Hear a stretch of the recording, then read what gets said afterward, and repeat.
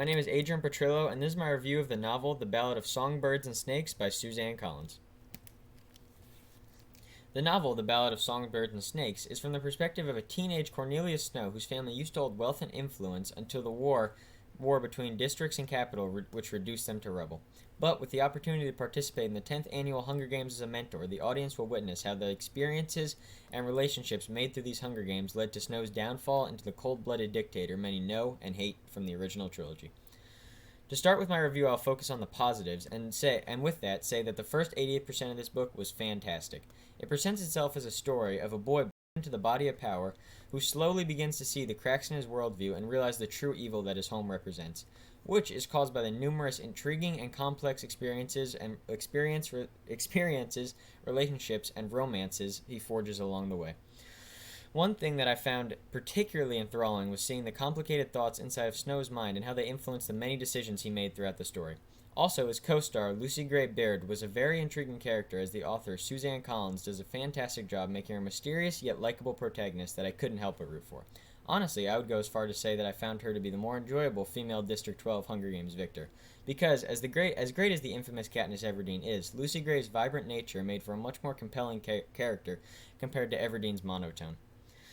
Another thing that I found neat in this novel was the connections and backstory it gave to the many things and people that feature in the original trilogy, such as Tigris or the evolution of the Hunger Games. But by far, my favorite example of this was how Collins gave the Hanging Tree song a fully fleshed out origin story. She even featured the physical hanging itself, which actually played a somewhat meaningful role in the story.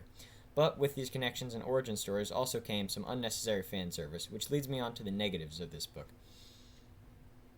I've never been someone who was a major fan of the Hunger Games series the way I am of things such as Star Wars or Avatar, so some fan service felt very forced in my opinion. While I did enjoy the actual connections with the original trilogy, things like Snow hating Mockingjays while somehow simultaneously liking Jabberjays that served a near identical purpose, or the unnecessary mention of Katniss plants took me out of the story and in my opinion should have just been removed if they're not going to serve any serious narrative purpose. Additionally, I felt the pacing dragged on at times, but it was not too much of an issue as I actually enjoy slower points of stories where the character interactions and thoughts get more of a spotlight rather than just the straight action. But overall, besides these two things, I was incredibly satisfied with the first 80% of this book. Then, the end happened. Although, as previously stated, I'm not a huge Hunger Games fan due to the more depressing nature of the story, I will undoubtedly say that this was by far the most frustrating ending to a story I've ever read or watched. Pulled myself back from ranting for 3 minutes worth of my frustrations with this ending. I will just focus on the two story events that made my blood boil the most. First was Snow's betrayal of Sejanus when Sejanus disclosed his plan on escaping from the peacekeepers to Snow. This was an absolutely ludicrous moment in the story as the relationship had been slowly growing closer and stronger throughout the story, until all of a sudden Snow essentially murders Sejanus for no reason. Sejanus was threatening no harm to him or even the capital, but he decided to sentence him to death. This was truly a ridiculous moment that was worsened by the fact that it was glossed over so fast that I initially didn't even realize the consequence of the moment. But as bad as that was, nothing tops the true ending of the story, which is the conclusion of Snow and Lucy Gray's relationship. After roughly 400 pages of a close, unwavering relationship, they decide to throw away their relationships and characters faster than the students throwing away their paper on the last day of school. Lucy Gray completely abandons her character because after numerous declarations of trust for Snow, she decides to disappear forever after having a possible hunch that Snow betrayed Sejanus without even knowing his reasons why he did it.